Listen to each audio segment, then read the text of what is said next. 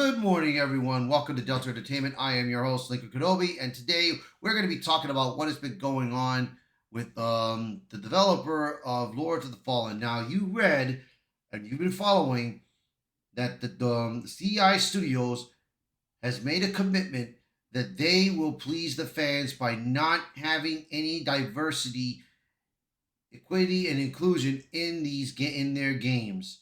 They won't have no woke nonsense or anything. But the first thing they did was they did a vote if they want to have male, female categorization picks or gender picks or whatever. And everybody chose just pick a male or female. That's it. And and they made a sworn commitment that they will not bend the knee to this nonsense, bro. And good for them, bro. There have been studios that are getting sick and tired, like Rebel Wolves. Some of the creators that worked with CD Projekt that did The Witcher 3, they left and created their company titled Rebel Wolves, and they already got a game that is coming out late soon. I believe next year. What was it called? Let me go ahead in my head. The Blood of the Dawnwalker. Yes, The Blood of the Dawnwalker. That was the title. And the trailer looked great. It's a vampiric open world. That's what it is. But it looks great. It's got the Witcher vibes in it, bro. But we'll see. I do hope that their game goes successful. So, let's get to this article. CI Games CEO says, "Rest in peace, DEI," on X after fans overwhelmingly vote to end identity politics in gaming. And that is what's been the problem with the gaming industries right now. They're trying to put identity politics first before entertainment. And when they do that, it goes into ruin. I mean, look what happened to Star Wars Outlaws. Take what happened to Concord, Dustborn. Look what's going on with Assassin's Creed Shadows right now at the moment. Disaster. But then you have games like, let's see, you have Black Myth Wukong, you have Stellar Blade, you have Helldivers, you have Warhammer 30K, Space Marines 2. Those are successful games. Those are a success right there, off the bat, you know? And this is something that these games industry studios need to start remembering. You have to entertain. You got to stop going with the identity politics and the woke nonsense, because if you don't, your games will go into ruin. So let's read this article and I'll make my own opinion on it and see what I think. Here we go. Merrick Timniski, CEO of CI Games, has once again waded into the major cultural discussion this time, tackling a controversial subject of diversity, equity, and inclusion in gaming. Quoting a post from former World of Warcraft team led Mark Ken, that's known as Grums, on X, Timniski made his position on the matter crystal clear. Current post highlighted the growing momentum behind efforts to dismantle DEI programs, spurred on by recent political initiatives in the U.S., including those championed by President Donald Trump. Yeah. So now let's see. Grums wrote this, and got it right here. There is just so much momentum and speed behind Trump's delete DEI orders. Grums said, "Every company in every sector is responding. Games will fold too, except for the weird European holdouts and clueless Japanese companies, 2 years late to the trends." Timniski quoted tweet Kern's statement ending support to his message. At CGI Games, we stand for equity, opportunity, he said. Hire the best person for the job. Talent buzzwords. Real diversity and inclusion always. Rest in peace, DEI. It's done. So, as what Grump said right now, that there are companies, they are trying to get rid of the DEI. But if you've watched my latest videos, the last videos that I wrote, the first one that I did today actually, about what Disney is doing, they're not out of the woods yet because they're the ones that are still wanting to put the DEI involved. So just go to that Park Place and look it up, and you'll see there, and right there is evidence of it. Because nowadays you cannot trust the media, bro. You can't trust the media nowadays to get that news out there, bro. That's why you gotta rely on people like us, man, like me or Geeks and Gamers, Critical Drinker, the WDW Pro, Valiant Renegade. Valiant Renegade is good. You can watch Valiant Renegade. He'll give you the sources right there, dude. You've got other people that have got so much talent here that you can listen to them more than you listen to the fake news media. Trust me on that, guaranteed. All right, a little sleepy from this morning.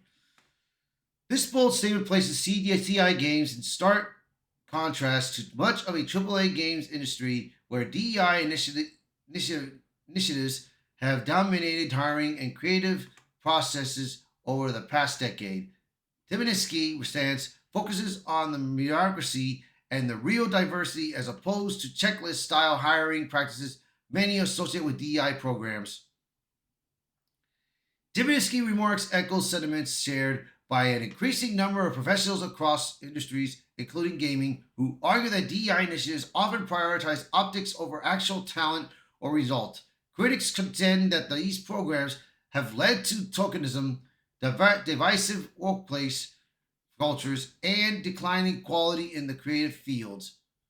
Gaming has been particularly affected, with major studios openly embracing DEI as a cornerstone of their development processes. Companies like Blizzard, EA, and Ubisoft have proudly announced DEI driven hiring goals and content strategies. However, as recent polls and public backlash suggest, these efforts may not align with what gamers want. The Minsky comments are a part of a broader strategy by CI Games to position itself as a studio that listens to the audience. The company has already demonstrated this commitment through its recent polls on the cultural topics of gaming. So this is one of his first topics that he voted, that he put up there, that he wanted everyone to vote. What do they want? The body type A or body type B? It was only 8.7%. None of the above was 3.4%. Male and female was 88%. And that's when you have to do your RPG and you pick your character, you either pick a male or a female. And of course, in the games like Kingdom Come Deliverance 2, you can decide if you're a male, you pick a male. If you want to have sex with a female or a male, you do that. Or if you pick a female, you decide if you want to have sex with a female or with a male. It is your decision. But not to throw in identity, not to throw in no top scar tissuing or anything like that. Not no identity politics, because that's what happened to Dragon Age of Veilguard. It failed miserably. It failed very badly. Check out the bio. Look at the articles that I have. Check out the articles in that Park Place of BioWare. Their stocks in EA games is failed. They admit that it is their fault that the game has failed because they're listening to people like Sweet Baby Inc. Look what happened to Reflector Entertainment. Awakening Unknown 9, that was created mostly by Kim Belair of Sweet Baby Inc., has failed. And they had to lay off employees and get themselves back on track of what is going on. Rocksteady, the same thing is happening with them too. Ubisoft is on the verge, is this close to be in bankruptcy. They are about this close to filing their bankruptcy. Their only hope is the Assassin's Creed Shadows game gets successful. And so far, we did see a trailer. They put aside Yasuke for a bit. But not only that, in the Twitch stream, there were too many bugs in its appearance of Assassin's Creed Shadows. And they're 2 months away from making this happen, from this game coming out.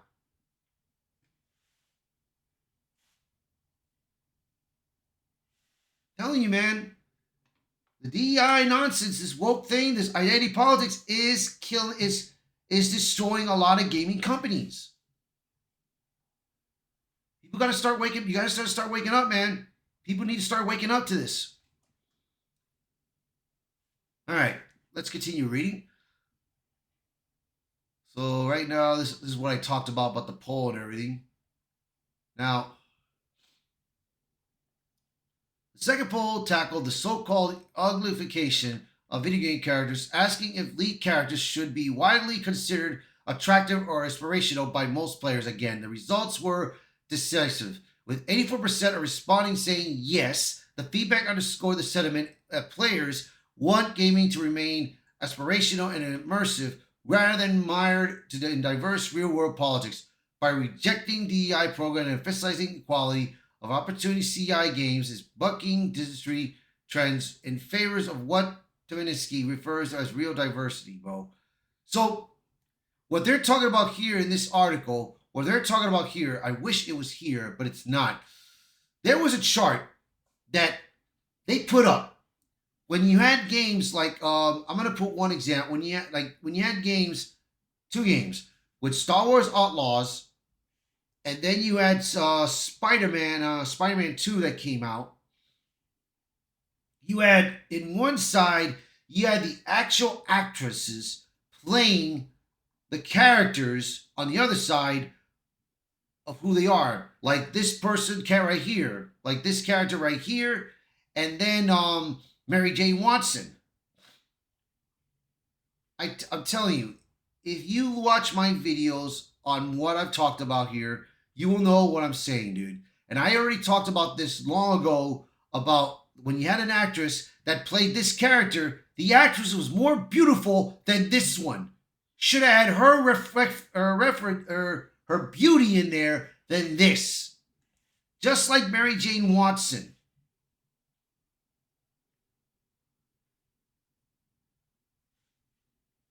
This is something that people need to start waking up, man. All right. Let me read this last part here.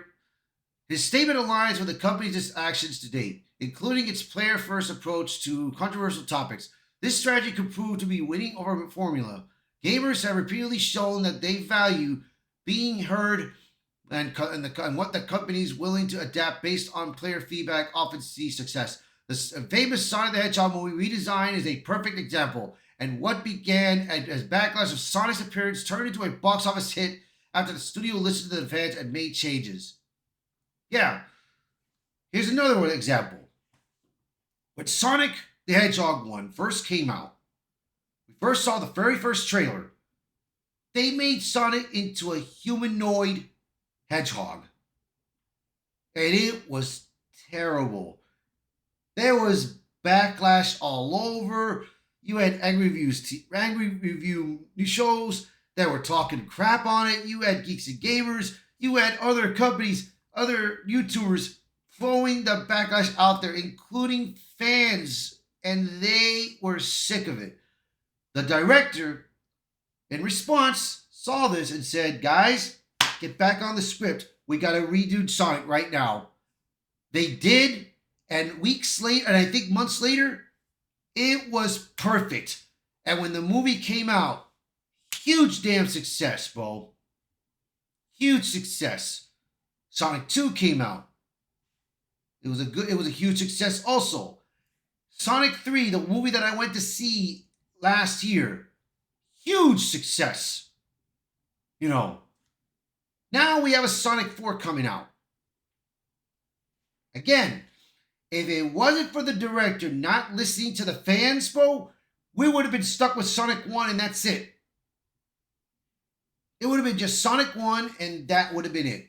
We would have never had up to Sonic 4 right now. Like I said, bro, this is why entertainment needs to start listening to the fans, bro. You start listening to the fans, and I guarantee you, every project of shows, movies, and games will succeed if you listen to the fans, bro. I'm telling you, man. Got to start listening. All right. As the AAA industry continues to push forward with DEI initiatives, Timonitsky's bold rejection of the status quo serves as a clear message. The future of gaming lies in respecting talent, listening to players, and prioritizing quality and over buzzwords.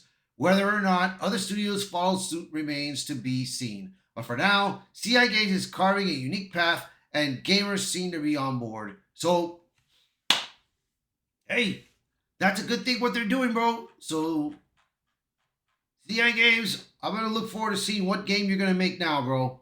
So we'll see. So you guys let me know in the article what you guys think of this, bro. If you like the video, hit the like button, share this video, post a comment below, let me know your thoughts. And if you're new to the channel, please hit that subscribe button for me. All right, everyone, thank you all so much. Until next time.